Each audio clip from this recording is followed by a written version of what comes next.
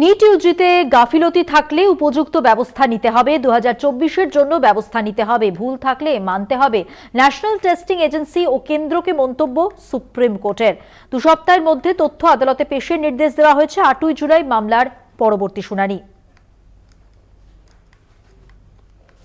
আরও একবার জানিয়ে রাখি যে আদালতে এই তথ্য পেশের যেমন নির্দেশ দেওয়া হয়েছে, পাশাপাশি নিট ইউজিতে গাফিলতি থাকলে উপযুক্ত ব্যবস্থা নিতে হবে এই কথাও বলা হয়েছে। 2024-এর জন্য ব্যবস্থা নিতে হবে, ভুল থাকলে মানতে হবে। ন্যাশনাল টেস্টিং এজেন্সি ও কেন্দ্রকে জানিয়েছে সুপ্রিম কোর্ট। আরো বিস্তারিত জানবো, আমাদের সঙ্গে টেলিফোন লাইনে রয়েছেন আমাদের প্রতিনিধি পল্লব চট্টোপাধ্যায়। পল্লব, সুপ্রিম কোর্টের পক্ষ থেকে ঠিক কি বলা হয়েছে?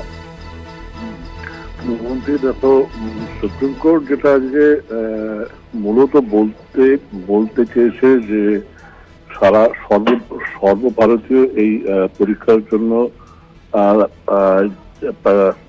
প্রার্থীরা যে বিপুল পরিশ্রমটা করেছে সেই বিষয়টিকে মাথায় রেখে এনটিএ কে মাথায় রাখতে হবে যে যদি ন্যূনতম কোথাও ভুল ভ্রান্তি হয়েও থাকে সেটা কিন্তু তোমাকে মেনে নিতে হবে। একমাত্র তাহলেই এনটিএ এর প্রতি সাধারণ মানুষের যে যে যে যে আস্থা সেটা তাহলে বজায় থাকে।